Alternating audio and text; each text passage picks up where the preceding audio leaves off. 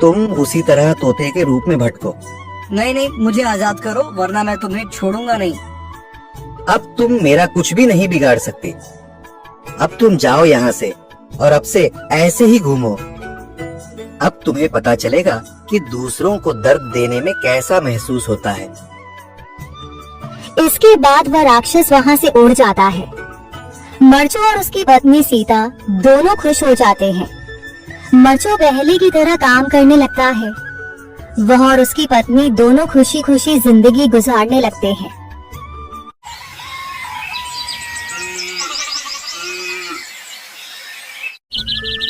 मर्चो जंगल से लकड़ियां काटकर बाजार में बेचने गया, लेकिन उसे लकड़ियों के अच्छे दाम नहीं मिले। इस पर मर्चो ने कहा, अरे भैया, इतने कम पैसे? इन पैसों में तो 2 वक्त का खाना भी नहीं मिलेगा। आप मुझे बहुत ही कम पैसे देते हैं। मैं इतनी मेहनत से लकड़ियां काट कर आता हूँ, लेकिन उनके पैसे मुझे बहुत कम मिलते हैं। भैया, तुम्हारी लकड़ियाँ होती ही इतनी कमजोर हैं कि मैं इससे ज्यादा पैसे नहीं दे सकता। तुम्हारी लकड़ियों के बस इतने ही पैसे बनते हैं। अरे भैया, कुछ ज्यादा कर दो ना। वो क्या है ना कि इन पैसों का तो कुछ भी नहीं आता। मैं अपनी जिंदगी कैसे गुजारूंगा? भैया, तुम जाकर अच्छी लकड़ियाँ लाओ, तभी इन लकड़ियों का अच्छा दाम मिल पाएगा, वरना इन लकड़ियों का तो यही दाम है।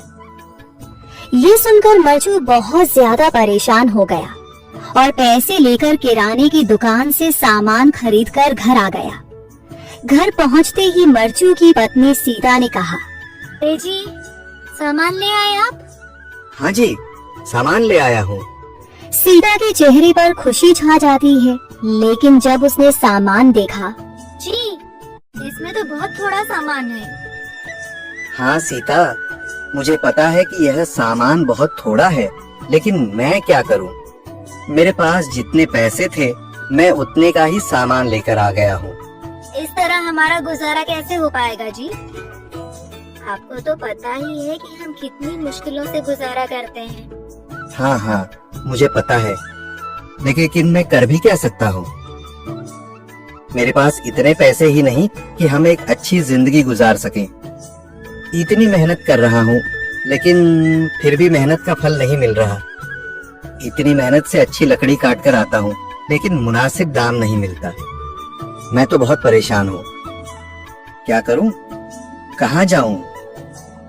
अरे जी, आप परेशान न हो, आप कोई और काम देख लें। मैंने कई बार काम तलाशने की कोशिश की, पर किसी ने भी मुझे काम नहीं दिया। ये सुनकर सीता भी काफी ज्यादा परेशान हो गई। मर्चो से सीता की परेशानी नहीं देखी गई। उसने अपनी पत्नी सीता से कहा, मैं फिर से जंगल की ओर जा रहा हूँ। अरे जी, अभी मत जाइए ना, वैसे भी शाम हो रही है। आप कल चले जाइएगा, अभी मत जाइए। ठीक है, अगर तुम रोक रही हो तो मैं नहीं जाता। मैं कल चला जाऊंगा। इसके बाद मर्चो गांव में घूमने के लिए चला गया। तभी उसे एक आदमी मिला और उसने कहा, कहाँ जा रहे हो भैया? और सुनाओ, क्या हाल चाल है? जिंदगी कैसे गुजर रही है? अरे भैया, तुम्हें तो पता है कि लकड़ियां काटकर कैसे गुजारा होता है। हाँ भैया, तुम सही कह रहे हो। और आसपास के जंगलों में अच्छी लकड़ियाँ भी नहीं है। इसके लिए तो जंगल के अंदर जाना पड़ेगा। पर जंगल के अंदर तो काफी सारे जंगली जानवर होंगे। मुझे बहुत डर लगता है भैया, मैं जंगल में कैसे जाऊंगा?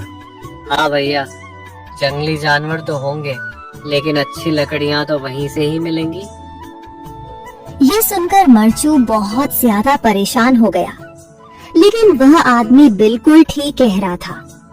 जंगल के किनारे की सारी लकड़ियां कट चुकी थीं। अब सिर्फ जंगल के अंदर ही अच्छी लकड़ियां बची थीं।